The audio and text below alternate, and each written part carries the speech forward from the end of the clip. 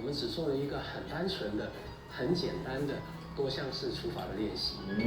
接下来发生什么事呢？就是我们想想看，这个商，如果你这个商 x 平方加 2x 加3还要再除以 x 减1，会发生什么事呢？做这个纵的除法呢，其实我们在前面的这一条式子把它的系数分别出来，1、2、3，所以而且呢，除以 x 减1的这个是在这里，所以刚刚做过的纵的除法的式子可以接着使用。画一条弧线，同样把最上面的系数挪下来，这两个相乘是1加在一起是3，这两个相乘是3加在一起是6。把一竖开来，于是知道得到的除法的结果商是 x 加3余6。我再用一次除法原理把它改写。改写之后，原来这一条 x 平方加2x 加3的式子可以写成 x 加3乘以 x 减1加上6。那又怎么样呢？注意看看，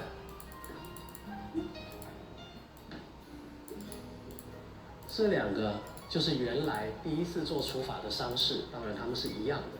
而这个商式透过再做一次除法，等于这条式子，所以呢，我们可以把这个东西置换到这里面来，写成。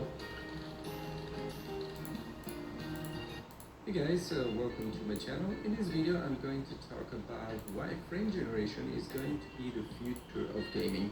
We have been promised 4K high FPS a long time ago now, way back with the introduction of the NVIDIA 20 series. And not only 4K 60 FPS and up, but we also got ray tracing introduced, which it definitely looked cool.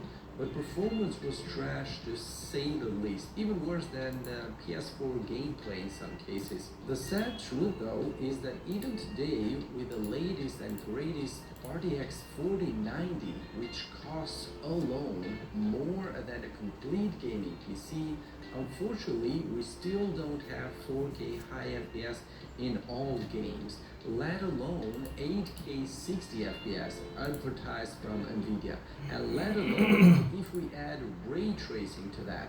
Oh, and by the way, 4K high FPS in 2023 is not 4K 60, but I call it at least 120 FPS and above. To make things worse, we have also been advertised for the new consoles that can play games at 4K 60 FPS.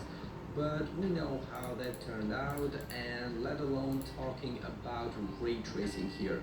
30 FPS is at best stable in some games at 4K with ray tracing, although we know that with ray tracing enabled, we don't have any more 4K, but it is scaled down, but we'll call it 4K ray tracing like it is advertised.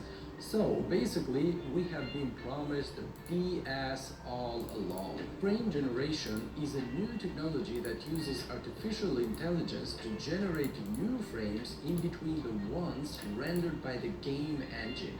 This can boost the frame rate and smoothness of the games, especially when combined with upscaling techniques. Which means that with this new technology, we actually might be able to get finally 4K high FPS, basically around 120 or above, and in some cases even with ray tracing on, like we have seen for example, Cyberpunk 2077.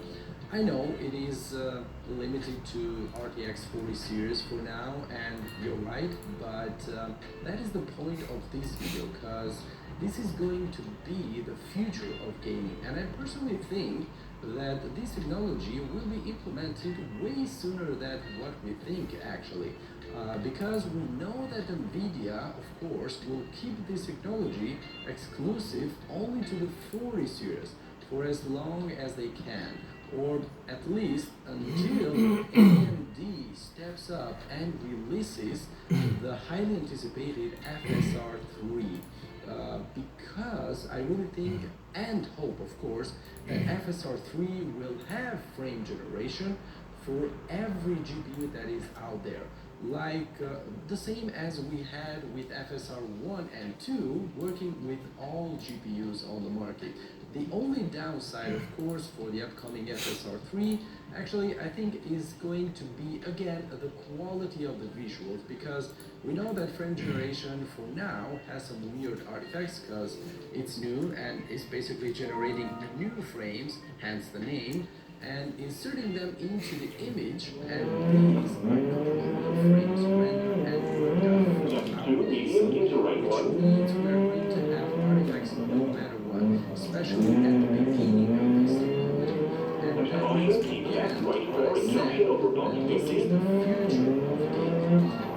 The same thing happened basically to DLSS and FSR 1 and 2. They got way better over time, and now we're reaching a point where we can have the same image or better, because we can use high resolution, although it's upscale, and we can enable maximum visual settings. All this without losing performance or getting better performance in many cases. The same thing is going to happen with DLSS 3 and FSR 3 from AMD. They're going to be janky at the beginning, but will get better over time. And now we're going to go a little bit into the boring part of these things, basically the technical stuff, so bear with me a little bit.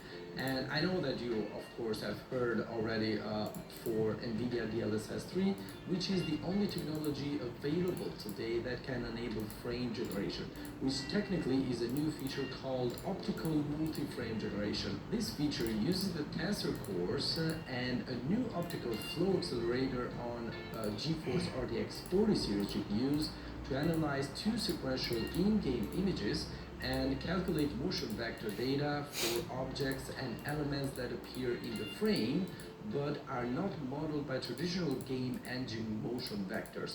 That's why basically NVIDIA says it is specific to RTX 40 series only.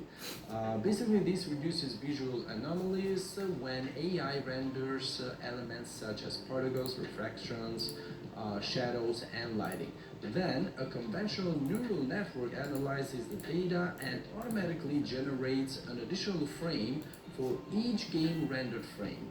This means that DLSS 3 can reconstruct 7/8 of the display pixels with AI, boosting frame rates by up to 4 times compared to without the DLSS. Of course, 4 times is a bit too good to be true, but not impossible for the future, of course. AMD also has its own answer to NVIDIA's frame generation, as we mentioned, called frame interpolation, or with the commercial name FSR3. This technology will arrive with AMD's FSR3 upscaling platform later in 2023, I think, and I hope, of course. And frame interpolation uses a mix of AMD existing fluid motion technology and motion vectors to produce interpolated frames in FSR3. AMD claims that frame interpolation can increase frame rates by as much as 2 times. Not as much as NVIDIA claims 4 times, but 2 times. It's totally fine, and it's going to be amazing if they achieve this. And also reduce latency by combining it with upscaling, of course. So why is frame generation going to be the future of gaming? Well, there are several reasons. Frame generation can improve the performance and quality of the games that use ray tracing, which is huge. Which basically is becoming more popular and realistic with each generation of GPUs.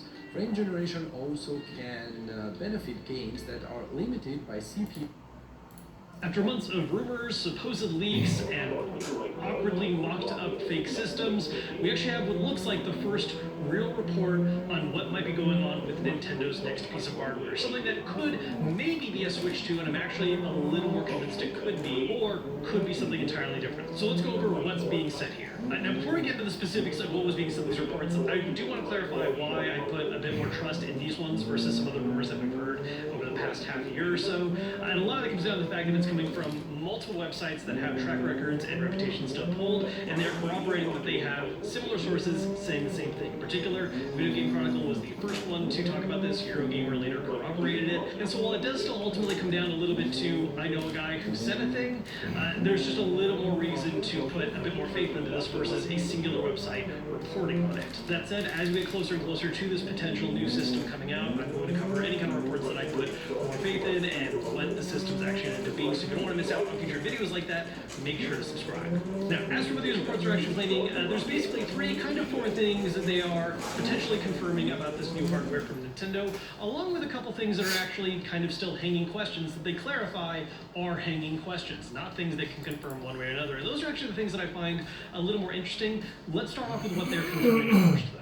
First off, let's start with the things they are claiming is happening, though, beginning with a release window. Specifically, late 2024. It doesn't specify holiday, but if it's going to be in the second half of 2024, which does make a lot of sense. I mean, over the years, as we've talked about when Nintendo could target new hardware, a couple years back, I had hoped that late 23 was a possibility, but 24 was also very much likely to happen.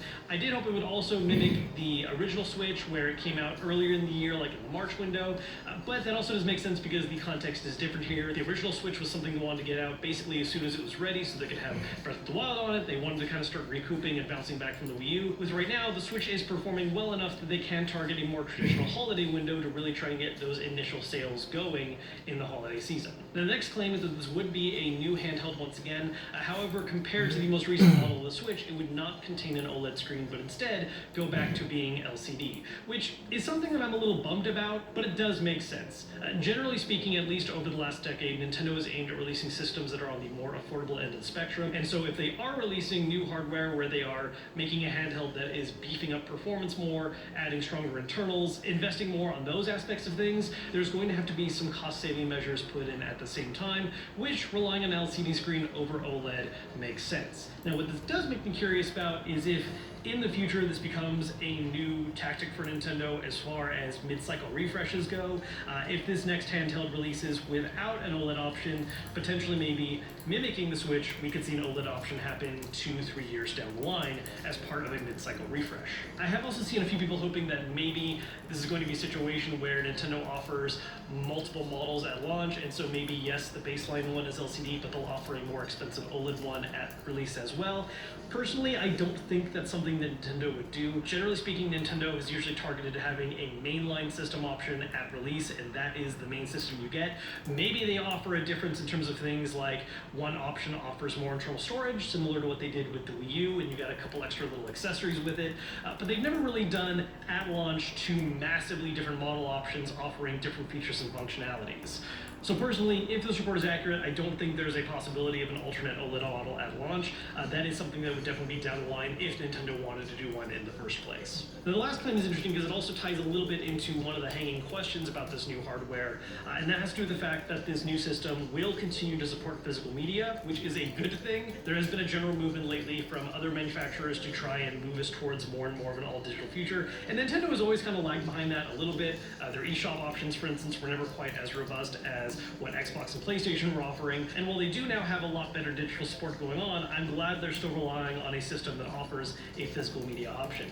Now, the question with this is whether or not that media is going to be similar or different from what the Switch currently offers, because that also leads to the question of backwards compatibility. These reports have clarified that they do not know whether the system would be backwards compatible with the Switch or not, and the form the physical media takes would play a very large role in knowing that one way or the other, right? I think if Nintendo released a system that has a very clearly different kind of physical cart that is distinguishably different from the Switch, it's probably going to be a fresh start and something that doesn't support backwards compatibility. But if they do end up relying on physical media that reflects the same kind of style, that is either the exact same or at least very similar, so the reader could also support using physical Nintendo Switch media, then backwards compatibility sounds like something that's more likely. Personally, and this probably is not a surprise to anyone, I hope backwards compatibility ends up being a priority for this next system, especially when it comes to a handheld.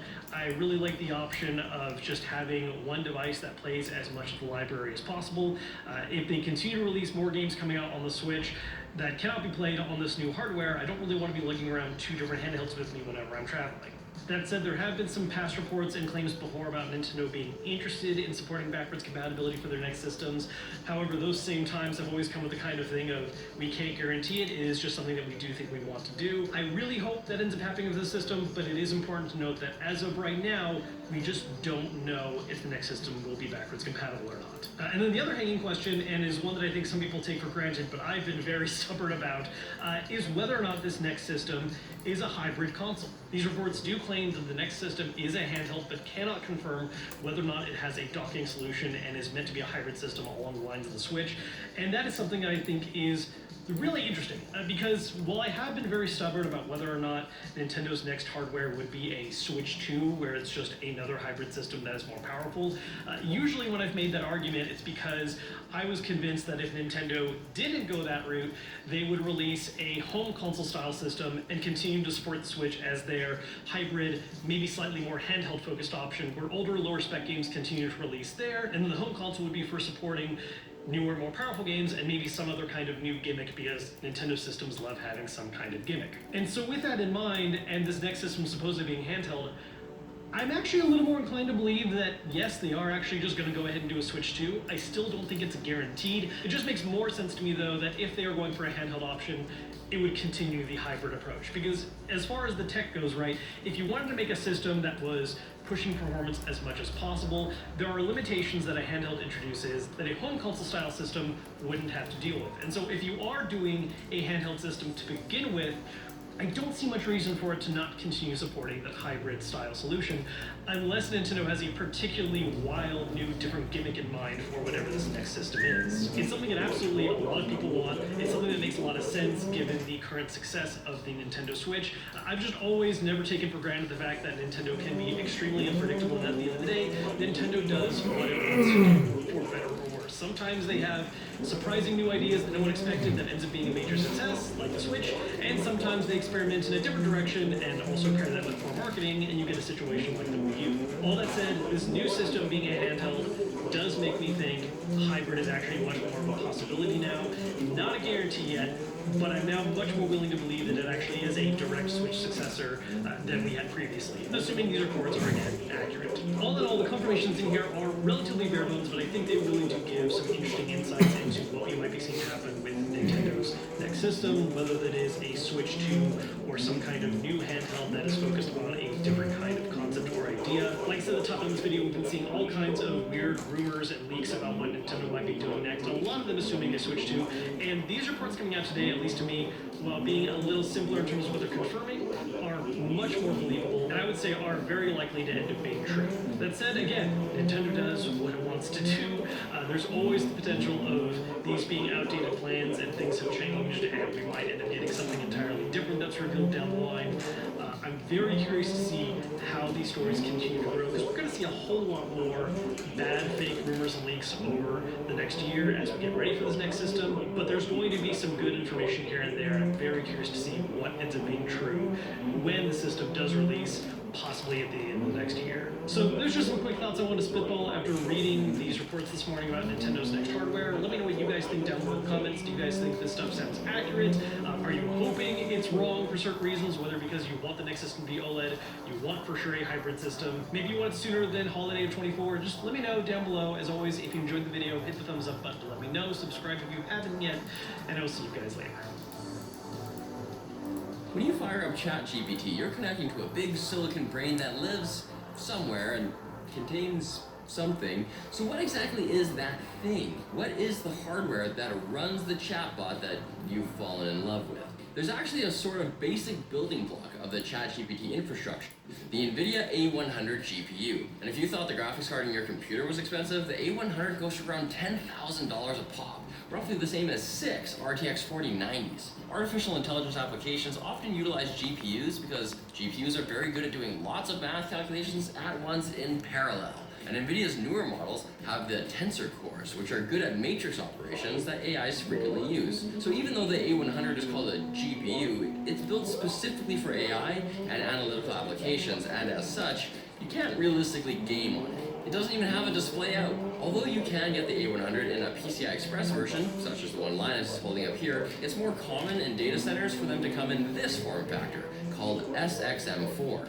Unlike a normal graphics card, the SXM4 cards lie flat and connect to a large motherboard like PCB using a pair of sockets with the connectors sitting on the underside of the card. Although SXM is just a connector and data is still carried over a PCI Express interface, SXM4 is preferred over the traditional PCIe slot for data centers because the socket can handle more electrical power. The PCIe version of the A100 can use a max of up to 300 watts, but the SXM4 version handles up to 500 watts, leading to higher performance. An SXM4 A100 has 312 teraflops of FP16 processing power. To put that in context, that's nearly 4 times as much as an RTX 4090, the most powerful consumer GPU on the market at the time of filming. Additionally, these GPUs are linked up with a high-speed NVLink interconnect so that the GPUs that sit on a single board can act like a single gigantic chunkish GPU. Now that you know what lies at the heart of the GPU servers, though, exactly how many A100s are needed to keep the service running for 100 million users? We'll tell you right after we thank Circuit Specialists for sponsoring this video. Circuit Specialists provide tools and supplies to the STEM community at competitive prices. Explore their wide range of offerings, including resistors, capacitors, soldering stations, oscilloscopes, and more. Leveraging their technology and sourcing expertise, their goal is to give customers access to tools and parts that may otherwise be unavailable or too expensive. Their commitment to quality ensures that you receive reliable and high-performance products suited for your needs. So let Circuit Specialists help you upgrade your electronics toolkit by checking them out at the link below and using code LMG for 10% off.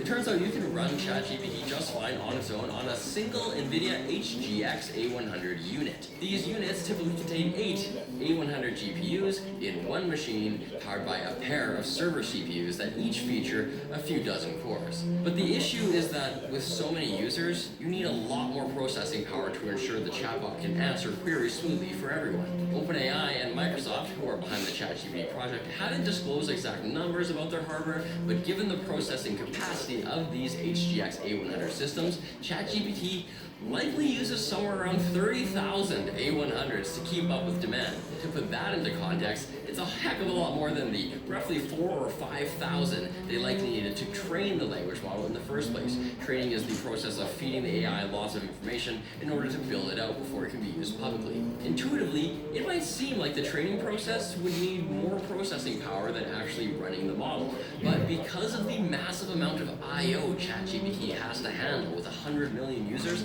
it ends up actually requiring roughly 6 times more GPUs to run it. And with as pricey as these systems are, you can bet this meant a massive investment on Microsoft's part. While the actual dollar amount hasn't been disclosed, we do know that it was in the hundreds of millions of dollars, in addition to several hundred grand a day just to keep the system running. And lest you think that Microsoft is going to stop there, the company is also integrating the newer NVIDIA H100 GPUs into its Azure Cloud AI service, which actually dwarf the A100's FP16 performance by a factor of 6. In addition to adding FP8 support, which should prove to be very useful for AI due to how the math calculations involved in running AI models work. Not only will this ensure that more people can use ChatGPT and other AI services, but will also allow Microsoft to train more complicated large language models. Maybe soon, you'll be able to completely replace those pesky real-life friends of yours. So thanks for watching, guys. If you like this video, hit like, hit subscribe, and hit us up in the comment section with your suggestions for topics that we should cover in the future.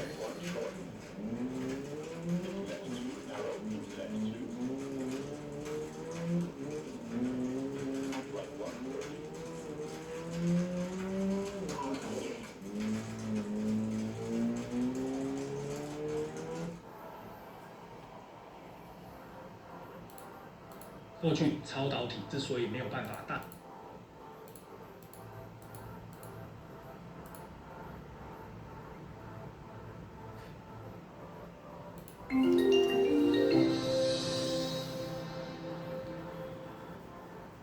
Hi there, this is Harry and welcome back to Advanced English Lessons with Harry, where we try to help you to get a better understanding of the English language. We try to help you to speak better, to have better conversational English, understand business English, prepare for those proficiency exams that you want to take, all aspects to do with grammar, phrasal verbs, whatever it takes. We're here to help you. And if you like this particular lesson, then please like the video. And if you can, subscribe to the channel because it really, really helps. Okay, so in this particular lesson, we're going to look at other ways to say, I don't know. Okay, so when somebody asks us a question, we can say simply, I don't know. I don't know what you want to do. But there are many other ways in which we can use it. So we're going to look at this in this advanced English lesson, alternatives or options, how you can say, I don't know. Now, some of them will be formal, some of them will be informal, and some we might regard as slang. So I'll try to identify each of those when we go through them. Okay, so as always, I've got a list of 12. I'm going to give you the list, and then I'll go back through them to give you a situation and an example when you can use them. So here goes. Number 1, I have no idea. I haven't the foggiest. I have no clue. I haven't got a clue, or I'm clueless. So when we talk about clue, we can use it in any way. I have no clue, I haven't a clue, or I'm clueless. To know? Your guess is as good as mine. Beats me. Don't ask me. I'm not sure. That's a good question. I'll look into it and I'll get back to you. Great question. Let's look at that. Who knows? How would I know? Okay, so then the 12 alternatives to say, I don't know. I'm going to go through them one by one, tell you whether they are formal, informal, or slang, and then we'll give you an example. So the first one, I have no idea. Now, this is probably quite neutral, actually. It's not really formal, but it's not neither informal either, so it's a little bit neutral. So if somebody asks you, what are you going to do today? I have no idea. I've just got home from work. I was working that late shift, so I've really no idea what I'm going to do today. So let me have a bit of breakfast and we'll talk about it later. Where are the kids? Well, I have no idea. They went out earlier on with their friends, said they'd be back in time for tea, so we'll have to wait and see where they are. I tried to text them, but they didn't take their mobile phone, so I have no idea. Second one is a little bit more informal, and it's, I haven't the foggiest. Now, fog is when something we can't see through. It's a weather condition when the night has been warm in the morning, it's cold, and you get this air trapped and you create this fog and you can't see through it. So this is what we mean when we say I haven't the foggiest, means I have no idea, I don't know, but it's quite informal, yeah, okay? So what are you going to do when your tax disc runs out in the car? Are you going to renew it, or are you going to sell the car? I haven't the foggiest. I really don't want to pay all that money again because I really don't use the car. But at the moment, I haven't the foggiest. But I'll think about it over the next couple of weeks and then I'll make my decision. What would you like for dinner tonight? I haven't the foggiest. I mean, I'd like something different. You know, when you get that sort of taste for something a little different than we usually have. But I don't know what I want. I haven't the foggiest. So again, I don't know. I haven't any idea. Now the next is say the 3 options. We're talking about clue. I haven't a clue.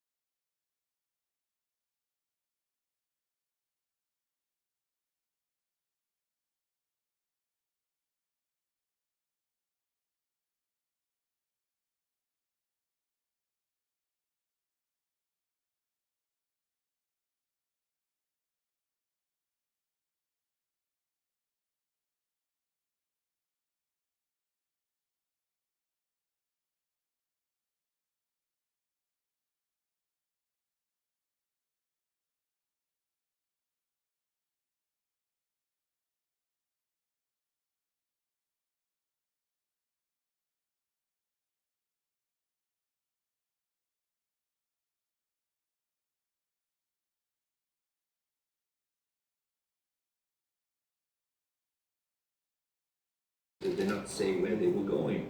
How would I know if they don't tell me anything? That something's happened, somebody's a little bit annoyed, and then there's a little bit of tension, and the response you get is, who knows? How would I know? So it's all in the intonation and the voice.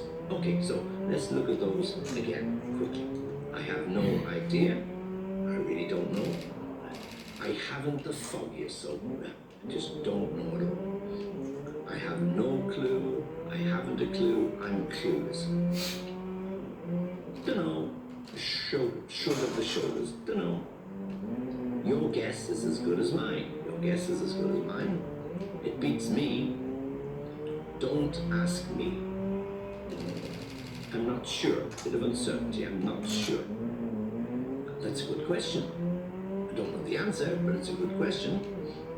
I'll look into it and I'll get back to you. I'll look into it and I'll get back to you. Great question. Let's look into that. And then finally, who knows? How would I know? Okay, so all ways, alternative ways to say, I don't know. Try to pick out a couple of them, try to use them so you're not using the same expression all the time, so you get a little bored with, I don't know, I don't know, I don't know. Try a few of the others, try to see how you can use them, introduce them, feel comfortable with them, and then practice a few others. And if you need any help or any other suggestions, of course, please come back to me. I really appreciate you watching, I really appreciate you listening, and as always, join me again soon.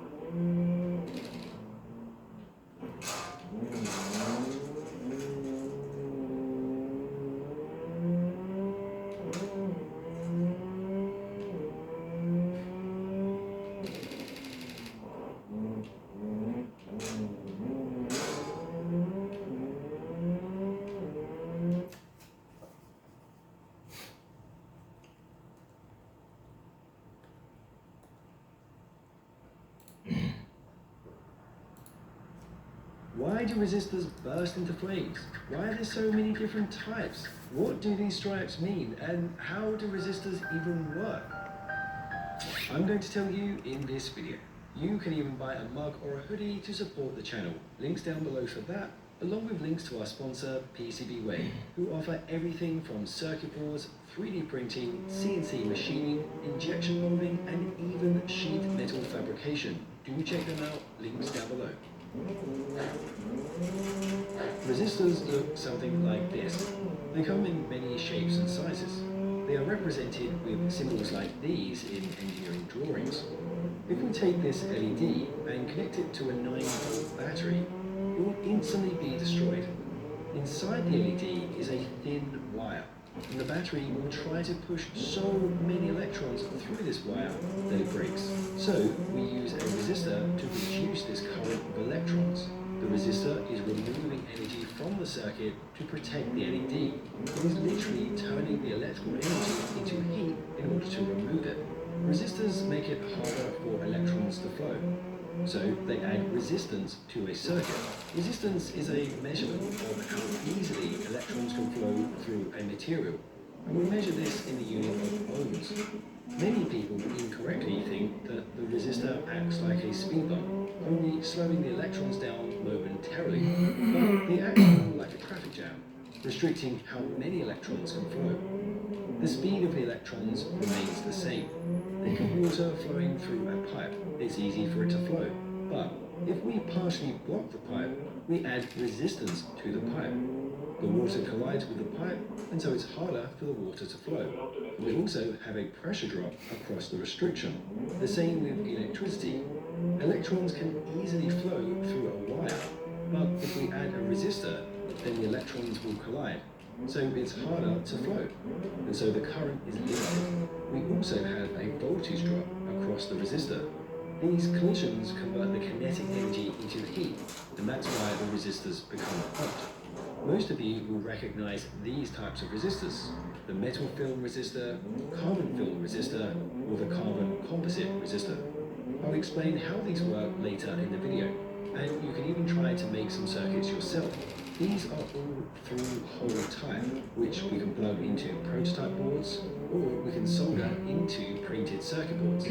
Circuit boards typically label the components so that we can identify their position.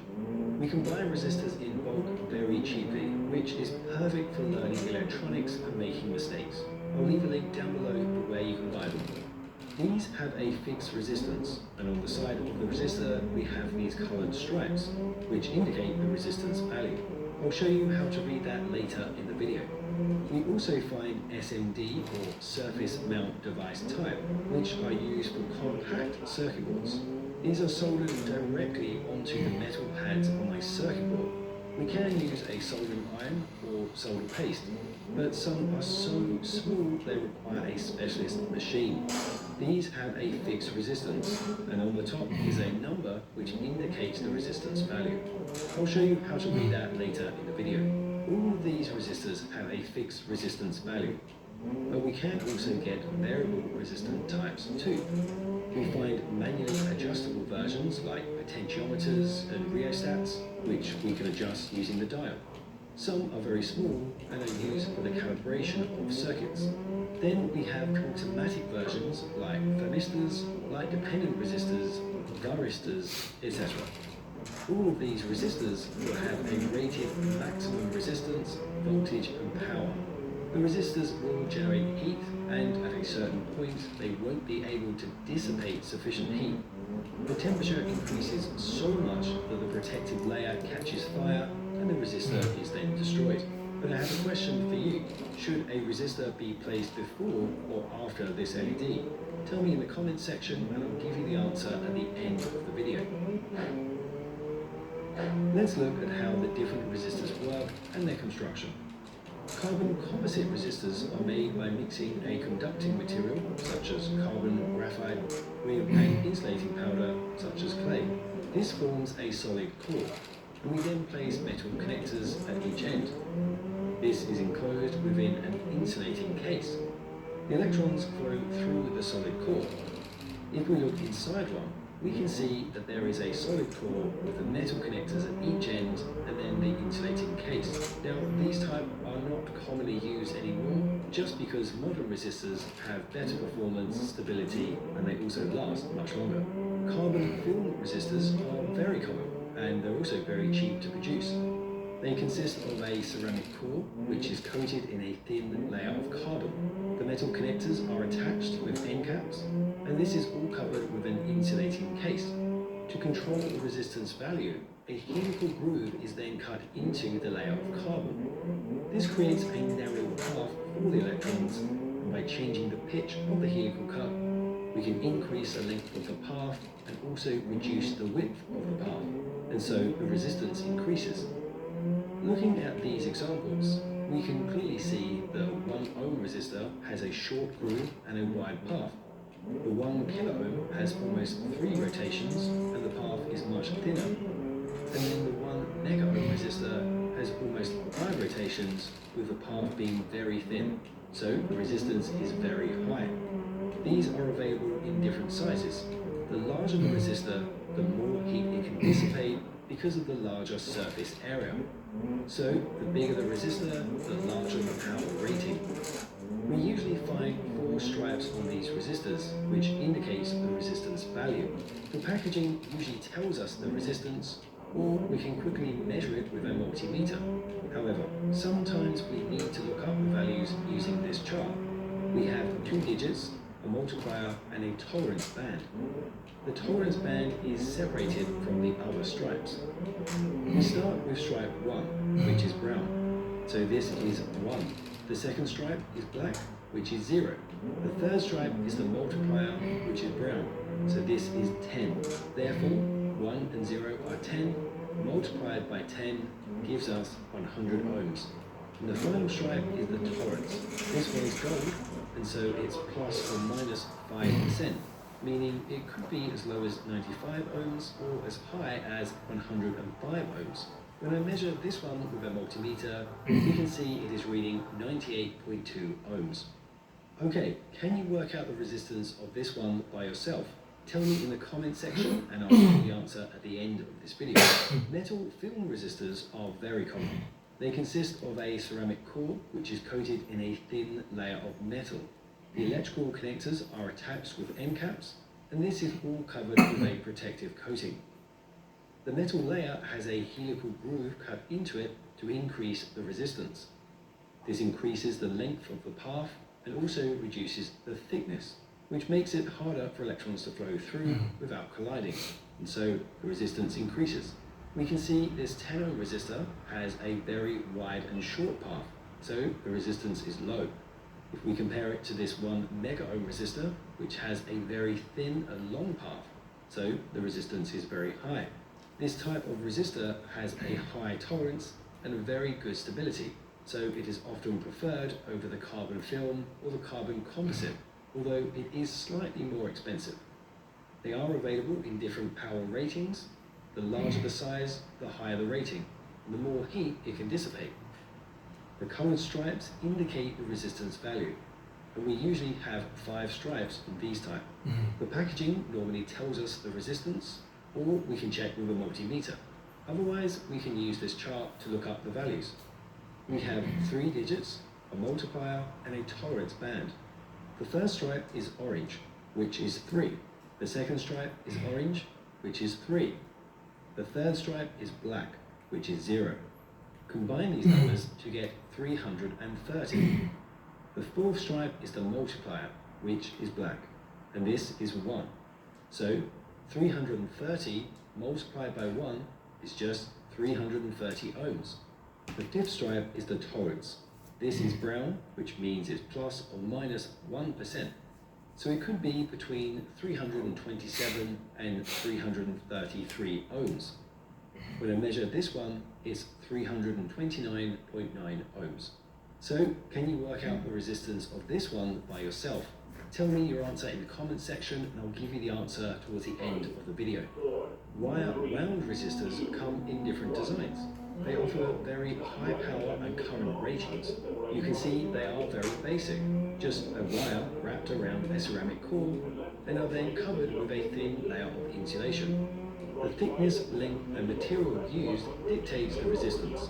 This one shows it's rated for 50 watts and 2 ohms. Some are buried in a ceramic block with cement, but inside these there is just a coil of resistive nichrome wire wrapped around a ceramic core, with 2 end caps attached. These are used in high heat applications as the cement and ceramic layer protects the internal wire.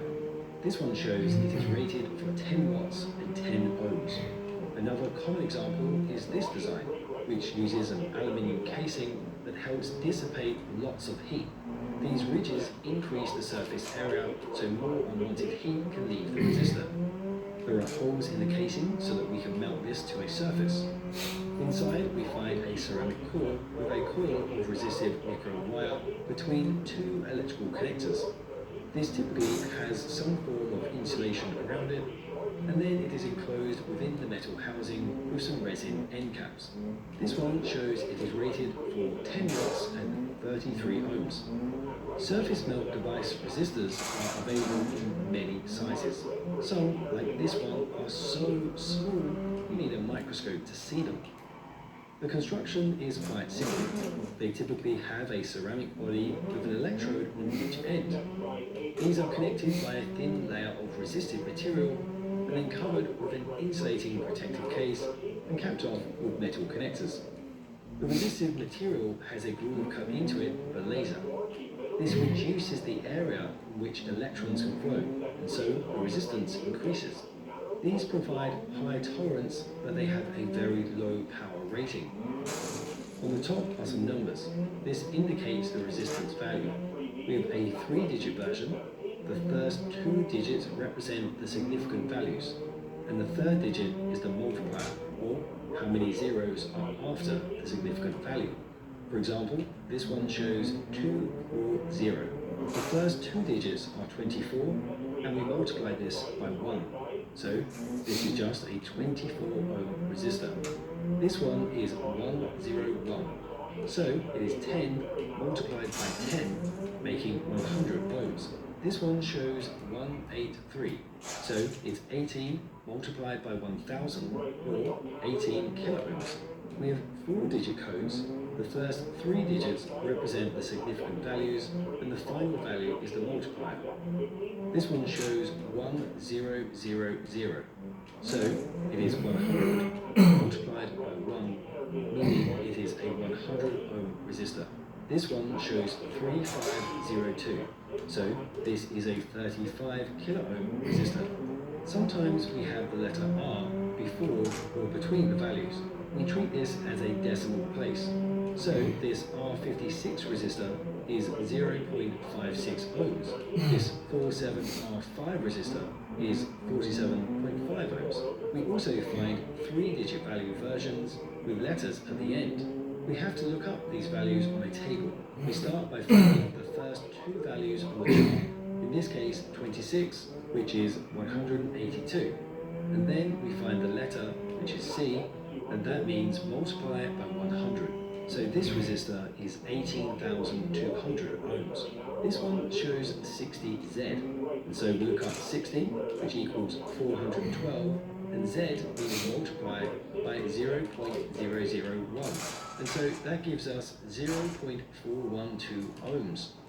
Potentiometers have a dial, which lets us change the resistance. We have general use versions, which we might use, for example, on volume, and then we have precision ones, which are used for tuning electronic circuits. We can see they have 3 terminals. Inside, we see there is a resistive track, which runs between the 2 end pins, and then a dial attaches from the track to the center pin. Moving the dial increases the distance the electrons have to flow, so the resistance increases. We can connect it in the opposite way also. Like any resistor, we will have a voltage drop across the 2 end pins because of the resistive track. So by connecting to the center pin, we can just use part of this resistive track. So we only have part of the voltage drop. This allows us to control the output voltage from this pin. Additionally, we can use just the center pin and one end pin to create a rheostat. The total voltage drop now occurs between these 2 points, and so we can control the current in the circuit like this. In the front of these components, we find a number. This indicates the maximum resistance. This one shows 1K, so it's 1000 ohms. This one shows 500K, so it's 500,000 ohms. The letter indicates the type. B is very common, and it means that resistance changes in a linear way, but we can get logarithmic types too. These small versions have a 3-digit number.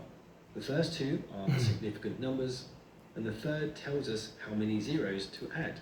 For example, this one shows 101, meaning it's 10 with 10 after, so it's a 100 ohm resistor, and that is the maximum rating.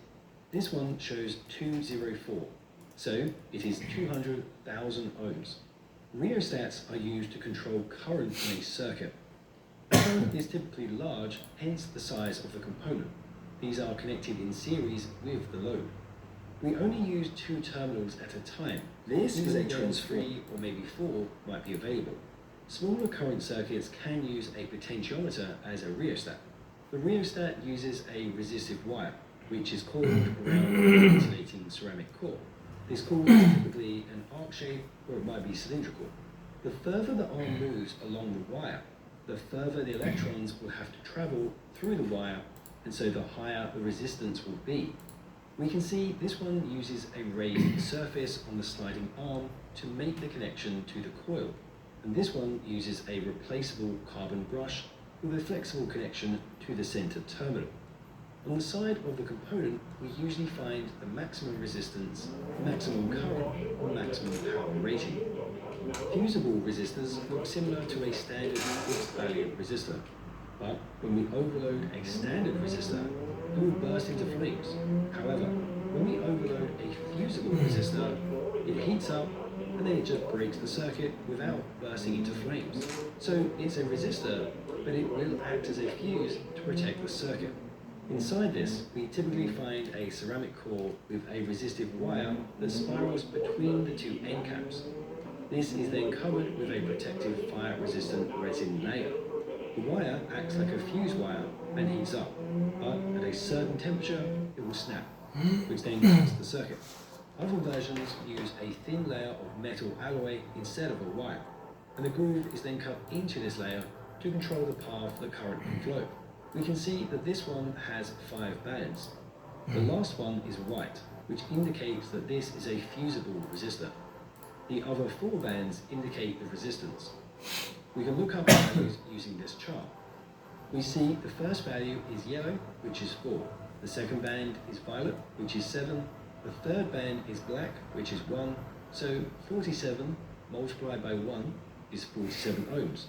And the fourth band is gold, which is plus or minus 5%. So it is rated for 47 ohms, but it could be anywhere from 44.65 to 49.35 ohms. Varistors are variable resistors, although we can't control them like a potentiometer. Instead, they automatically control their own resistance depending. On July 28, 2023, TSMC held a ceremony to inaugurate its newest R&D center out in Hsinchu, Taiwan. The whole thing made the news here in Taiwan, so I thought that I should do a short video about it. TSMC's newest fab. TSMC calls the new building the Global R&D Center and is their version of Bell Labs. It will be where the company experiments with the various processes and operations for its coming leading-edge nodes, N2, N1.4, and so on. Once the R&D fab masters the recipe, they roll it out to one of the big wafer fab centers in Taichung or Tainan. N2's big rollout will be in Hsinchu and Taichung.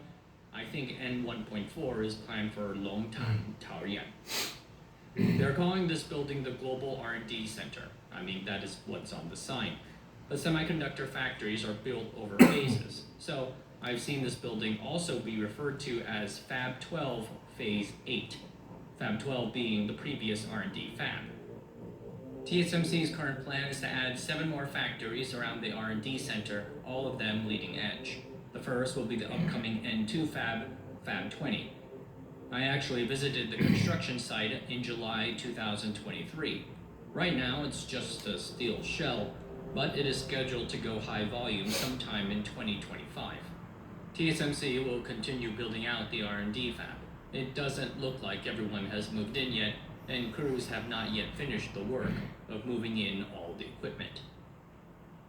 The new manufacturing zone will cover the area of Baoshan. Baoshan is a hilly suburb adjacent to the main Hsinchu area. It is a township covering 10 villages. The land used to host a century-old Hakka village, Dachi village, formerly home to about 2,000 residents and a temple. TSMC started acquiring the land in 2019. This acquisition required the company to relocate all the villagers